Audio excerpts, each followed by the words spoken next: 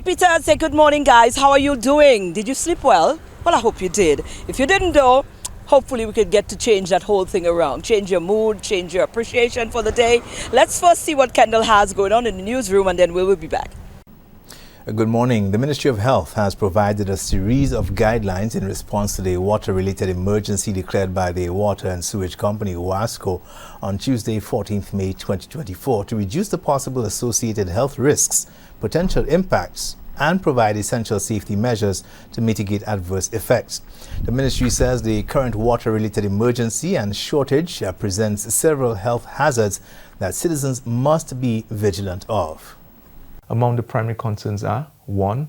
Waterborne diseases.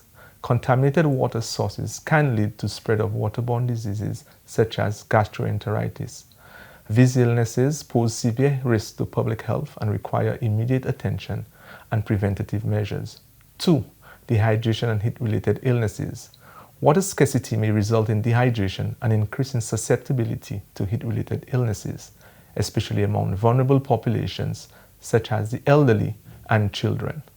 Prolonged exposure to high temperatures without access to clean water can lead to heat exhaustion and heat stroke. The Ministry of Health is concerned that insufficient access to clean water will compromise basic hygiene practices, increasing the likelihood of sanitation-related health issues such as skin infections, respiratory infections, and vector-borne diseases. In other news, the island's homicide toll now stands at 33 following a chopping at Talva, Babonneau. Officers at the Babonneau police station were alerted to the incident at about 5:45 a.m. on Wednesday. The brother of the deceased, David Rose, says he received the news from his nephew early in the morning. Well, he was a good fellow, you know, but he's only on his business. He go and pick coconuts, whatever, go and sell it to smoke his stuff, you understand? So I don't know what he did. I don't know nothing about it. Anyone with information regarding this latest incident can share details with the Babonneau police station by dialing 456-4120. Alternatively, you can provide anonymous tips by dialing 555, the crime hotline, or by utilizing the RSLPF crime hotline application, which is available on the Google Play Store. Sexually transmitted diseases still exist and remain a public health priority in St. Lucia. That's the word coming from the Health Ministry as it cautions members of the public against engaging in risky sexual behavior. STIs are caused by some bacteria, viruses, or parasites. A sexually transmitted infection may pass from person to person in blood, semen, or vaginal and other bodily fluids. Sometimes sexually transmitted infections are spread in ways other than sexual contact. For example, STIs can spread to infants during pregnancy or childbirth. STIs can also be spread through blood transfusions or shed needles. And this advice from the ministry comes as the country prepares to host major mass crowd events like the ICC T20 Cricket World Cup and Carnival festivities. The journey to update and enhance the Education Act continued this week with the consultation process entering its validation stage. The most recent session was held at the Finance Administrative Center in Castries on Tuesday, 21st May. Kendall Kodra, Deputy Permanent Secretary in the Department of Education, acknowledged that there is need to have an Education Act that reflects the aspirations of the average citizen and which is more inclusive. The Mindbloom team led by Ms. Paula McKinnon and coordinated through the equipped team have done a remarkable job thus far regarding the review and the revision process of the existing Education Act 2005. I must say that there has been substantial consultation and input from a variety of stakeholders and various groups. The validation session saw representatives from the Ministry of Education, the St. Lucia Teachers Union, parents, health officials, and others sharing their thoughts and concerns on the revised draft education bill. These are your top stories. Thanks for watching. Lovely, Kendall. Thank you so much. We need to take a short break. We will be right back.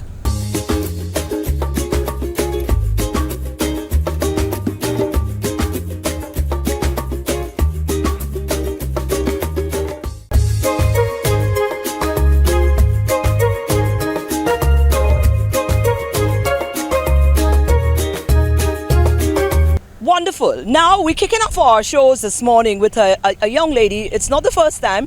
We always feature her here because she's into something really, really wonderful. She's trying to make a wonderful difference in the world of work. And we caught up with her again this time around. She's got her very first publication. And we're talking about Kim Eugene. And that publication is geared at helping persons to just realize themselves and to flourish in their true nature. So here's Kim. I'm here with Kim, the wonderful Kim Eugene. It's not the first time we've sat down with Kim, or we followed her once. As a matter of fact, we were all the way up in the Pastoral. The Pastoral Center, where she was putting on this workshop. And it's evident that we're back here again because Kim is very passionate about what it is that she's into and about making a difference in that regard. We are back here and we are now speaking to Kim in the capacity of being an author, because she now has her very own publication to even further enhance the work that she's been trying to do. So Kim, we are definitely honored to catch up again. How are you? How have you been? I'm very good, and I'm really happy to be here having that conversation with you again, Maureen. Absolutely, girl. You've been at it. You've certainly been at it. Now, since You then, for persons who probably would have missed the couple of two that we did before, just briefly, let's run through what it is that you do again and the mission that you have. Yeah, so we had a hosting, I hosted a book signing in collaboration with Bix, which was spearheaded by the MD, who's Miss Theophilus. Right. She felt it was, after reading the book, she felt that every single team member of hers needed to purchase the book. Or rather, it had to be purchased for her team. So we had the book signing, and we saw it as, well, for me, it's an empowerment book. Right. It's a self-help book. But I say self-help, but I also say empowerment tool, because it's a tool to help persons become the best version of themselves. It takes you into a deep dive about life, why we're here, our purpose, why are we serving, the different facets of life, understanding the meaning of life, of why we're here. So it's motivational in nature, it's inspirational, and it brings hope to persons. So when you read the book, it really changes your view or your thinking from a negative one into a positive one, right? The whole meaning of life. We have so many things thrown at us, and it's how best we are able to deal with it, how best we're able to live the curveballs that are thrown at us. And I always say it's not what is thrown at us, it's how we are able to deal with it, how we're able to solve it and come out as better individuals, evolved individuals. Right. Is that your first publication? Yeah, it's the first publication called The Journey. All right. And it's here. Oh, lovely. Ooh. Yeah. So it's just about the cover art alone is very inspiring. It's calming. Yes, yes. So in the book we speak about your journey. We speak about the fact that no two journeys are the same, and though we may share similar experiences and similar stories, our journeys will always be different because we're unique. Yes. We have greatness within us. We all have a unique talent, unique gifts, and it's how we're able to harness it. And for me, even when I provide training, I always say to persons, it makes absolutely no sense trying to replicate somebody else's journey, because it will never ever be yours. Yes. Your journey has been uniquely crafted for you.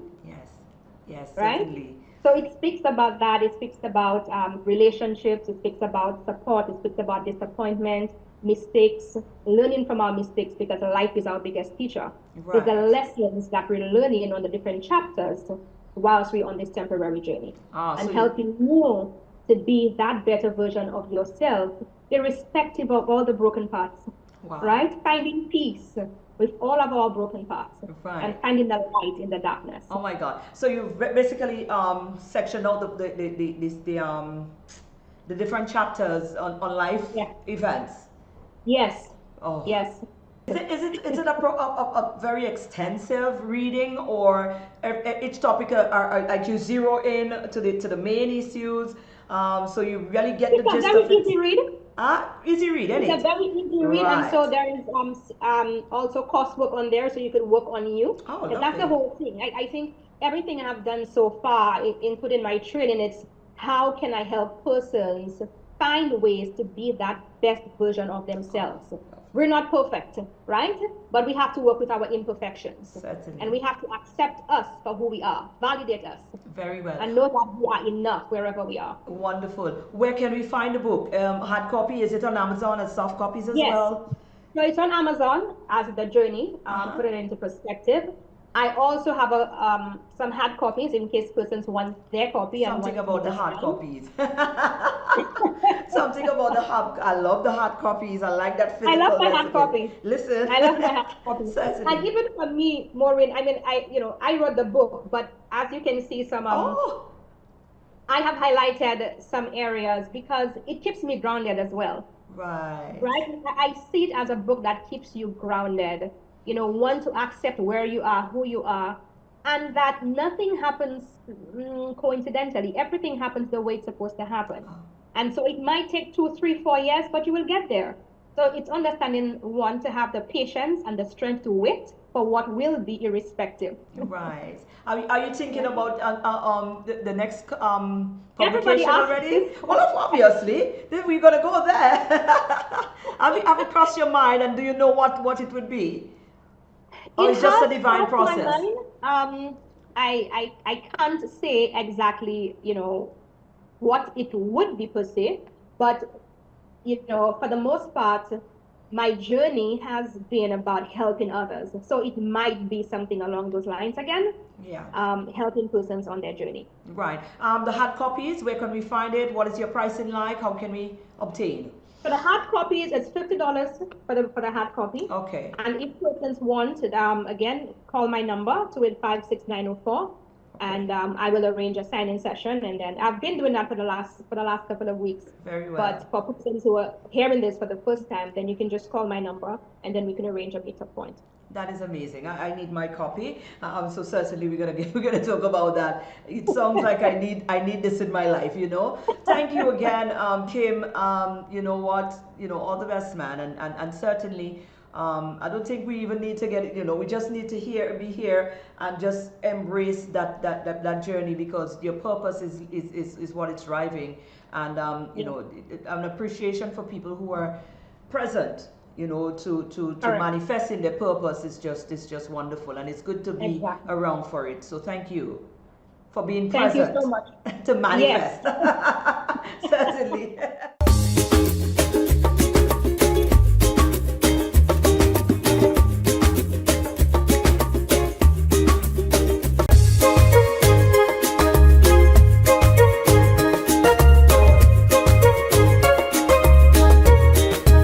Well, speaking about revolutionizing things, and I'm just utilizing being our very best self, that kind of way.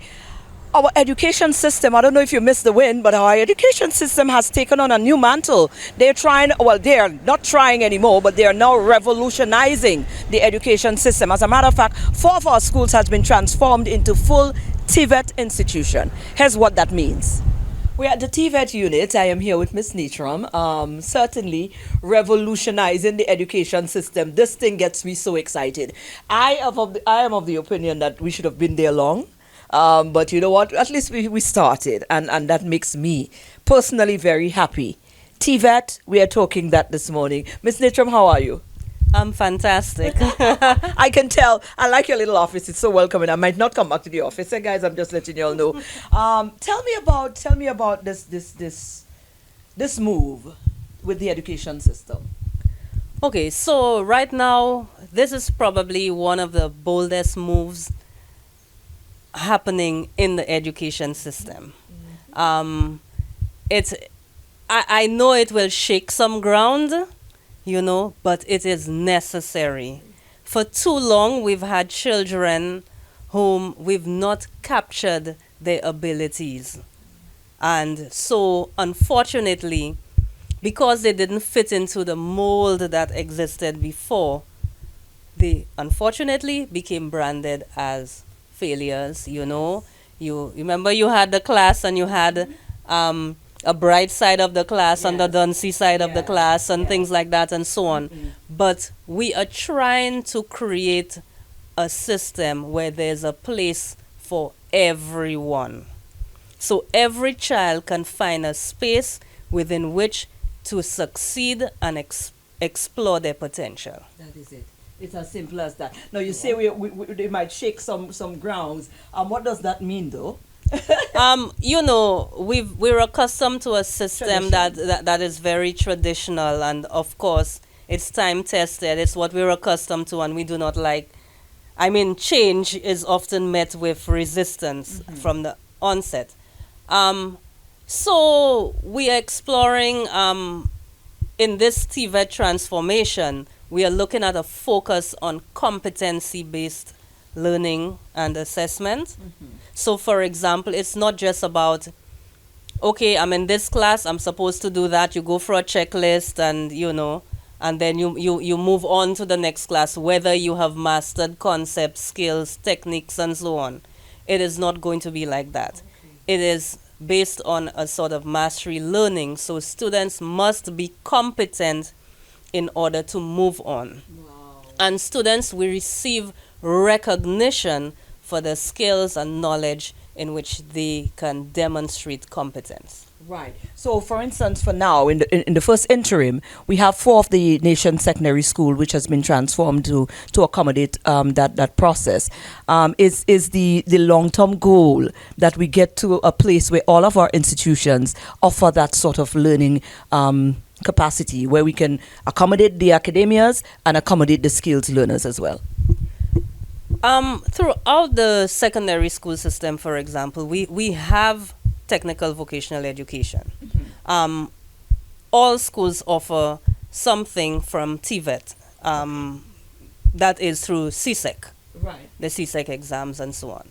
But in these 4 schools, we are focusing on the vocational aspect. That is the focus on work readiness, on being industry responsive, training students to meet the standards that exist in industry. So the transition from school to work is easier. It does not mean, however, because some people think that because you go to a TVET school that you cannot articulate well into higher education. Right. We are seeing that there are universities that are increasingly taking on the competency-based approach.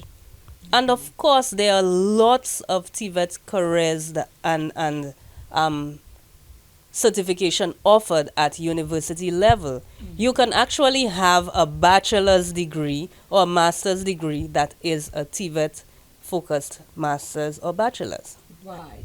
Now, in closing, apart from all of the little, things we've got, the hurdles we've got to get past, what is the vision, the ultimate goal? What would make you being involved in the program from the inception? What would make you very happy, future-wise, to see this program where and achieving what, and accomplishing what? To see students of with various interests who might have not been, as I said, captured in the traditional system, that they can find a place to excel. So we will have fashion designers, we will have persons in media, and that we will have students who come out with their own businesses, with new ideas and so on, so that they can strengthen our economy, and also that we have a more peaceful and stable society, because young people can find a sense of purpose in school, that they can find meaning at school, rather than just trying, I really can't do this subject today, so let me give a little trouble to make the time pass. That students will want to come to school and find meaning, and that we capture all students of all abilities, and that these 4 schools become almost like the MITs of St. Lucia. That's it. Absolutely wonderful. And I want to add my own, that we get to a point where the myth that people have about this sort of training is blasted, and people are more like leading towards that as opposed. I'm just saying, that will be something that people are actually clamoring to be a part of now. How can we follow everything, Tivet? You have a Facebook page, and if persons wants to learn more, or they probably want to contribute in whatever way, how can they do that? We have a Facebook page. We have WhatsApp. We also have Instagram. So we have a QR code that we circulate. So if you scan it, it will take you to all of our socials. So please like, share, and follow us on social media. For TVET St. Lucia. Yeah, TVET St. Lucia. TVET St. Lucia. So guys, go on and look at it, check it out. Like I said, I'm definitely all in on that new shift and that movement. I think it was long in the making, and I think I'm embracing it now. Yeah. Thank you. You have the QR code now. We even walk with our key pass, and we have put the QR code on it. So anywhere we go and somebody wants information, we just scan our QR code and we're good to go. We go. Yes. We go. That's the way to go, man. TVET it is. Thank you, Ms. Natra. You're welcome. Thank you so much for interviewing us.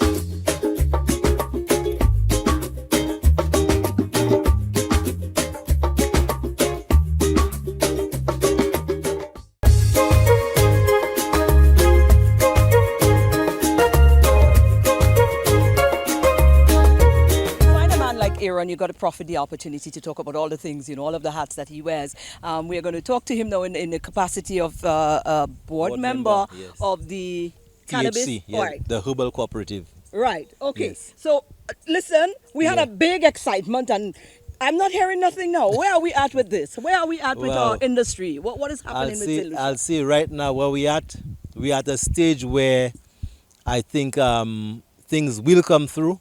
People, and I agree with people that it's been too long in coming. We within the Herbal Cooperative right now, and Andrew DeCaris is our president. We are now trying to ensure that the final stages of the legislation, there's final consultation still going on with stakeholders. So I am confident before this year is out, we should have that legalized regime in place, and business will start running within the cannabis industry. One of our greatest concerns as we speak is that the farmers' plantations are still being destroyed. And that is a real sore point for us, because we believe if you're looking forward to legalizing a commodity, why burn down the plantations? Then when the legalization process goes through now, you have no product. Yeah. We'll have to be importing cannabis. Is that where we headed? Yeah. So we have called on the Ministry of Commerce, because the Honorable Emma Hippolyte is the chairman of the Cannabis Task Force and so on. Yeah, so we've called on her to appeal to the government, her cabinet colleagues, to see if we could have an amnesty in place for the farmers, the plantations right now. Because persons who are cultivating cannabis, they should feel empowered enough to come and declare to the police, my plantation is here, and I need the protection of the police. Because even now, guys will go and raid your plantation and you cannot make a report. If you cannot make a report, what do? You take matters in your own hands. So there you have that fuel in the more crime and violence. But if you could make a police report and you could tell the police somebody came and raided your plantation, you have a greater protection under the law. So that could even quell some of the violence that might have been taking place. So we believe that there should be an amnesty for our farmers right now, protect the plantations we have right now, because we're heading towards a legalized regime. So whoever is responsible, we want them to look into that issue. Let's talk regionally. St. Vincent was there. We were all in the same conversation. Yes. Some persons have already gone ahead and started to, operate within the realms of business on this behalf. Why is it taking us so long? I think initially there was a lack of political will from our political leaders. And Ralph. Ralph is Ralph is my guy. Ralph is a radical. Yeah. So Ralph, move on. Ralph told the Americans, don't come and burn their cannabis no more. And we still had that going on here in St. Lucia at that time. So I believe there was very much a lack of political will on the side of our political leaders.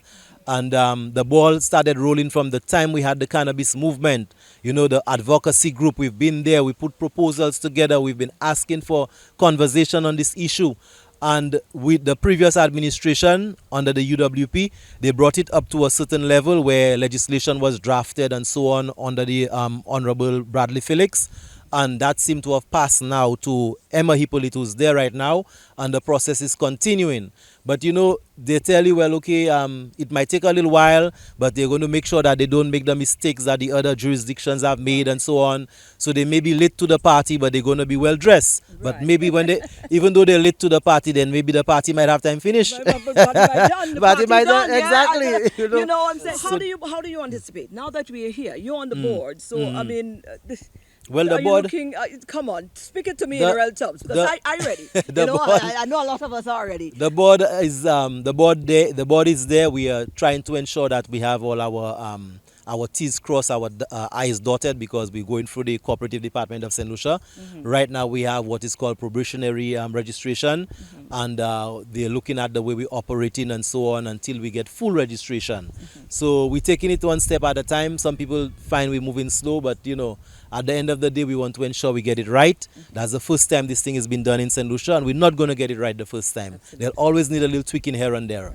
But I commend our president, Andre De Caires, for sticking to the cause. He's been part of all the conversations. I mean, he's been advising the government every step of the way, the best he can. You know, sometimes you get overseas consultants coming here, and they get paid thousands of dollars. And we have an expert here, Andre De Caires, and he ain't getting a cent for his advising the government as to how to move. Yeah, you know, so. Now, I want to ask you, Aaron, does the people who were, you know, the cultivators before all of this, would they get preference? Would they be given consideration going forward? This is all part of the legislation. They are called traditional farmers. So they will be protected, and they will get certain preferential treatment, and that is why again we're encouraging them to be part of the cooperative, because under the cooperative banner they can operate, and every farmer does not have to go and purchase a license. Right. They could operate under the license of the cooperative. So they have that shelter entity that will take care of them, be a marketing agency for them as well, providing inputs for them as well, whatever they need to grow their crops and so on. Even extension officer services they will be getting from that cooperative. So the cooperative will really be looking about those farmers who are not into the mainstream, but those farmers who've been in cultivating cannabis for many, many years. They have to be brought in now into this legitimate realm and this legitimate space of doing business with cannabis. Who's vetting, and what's the vetting process, and how difficult or easy it is for these? Well, there's the regulatory authority that is being put in place, and they as well would be part of that vetting process. And the cooperative would really be like a central buying depot, a central agency, much like in the days when you had SLBGA for the bananas. The cooperative will be operating within that space. But there will be the regulatory authority that will be doing some of the vetting, and all these things will be taking place. Wonderful. Where do we continue to follow that movement? Well, right now the cooperative is in the process of setting up websites, and different social media handles is being set up right now. So as soon as these things come into fruition, we'll be, you know, sending the news out there, letting everybody know. But immediately on Saturday, as part of the whole African Liberation Day, we'll have an information booth where persons who are interested in becoming members of the cooperative, they can sign up right there. Persons who want information about the cooperative, they could get it there as well as persons who want to become members of ICAR and want to pay their dues and so on and so forth. We will have this information booth being shared by the Herbal Cooperative and ICAR, where people can get a core with what's happening. Wonderful. Aaron, again, thank you for flourishing us. You know, we need to profit here. There's so much more we can go. We might have another one after this, you know, because there's so much things we can talk to you about. But thank you for ready and open. Enlightening us on that matter. You're most welcome. Thank you. All the best. Oh, all right. absolutely. Do I get to kiss the next chick? And that is our focus for today. I hope, you know, we made a difference in your day on how you view it or how you interpret. The rest of it is going to be, right? But nonetheless, it's all in your mind. You need to get in there. Nobody can determine that for you. You need to get up and be deliberate about having a positive day. So go on out and do just that. Let's do this again tomorrow.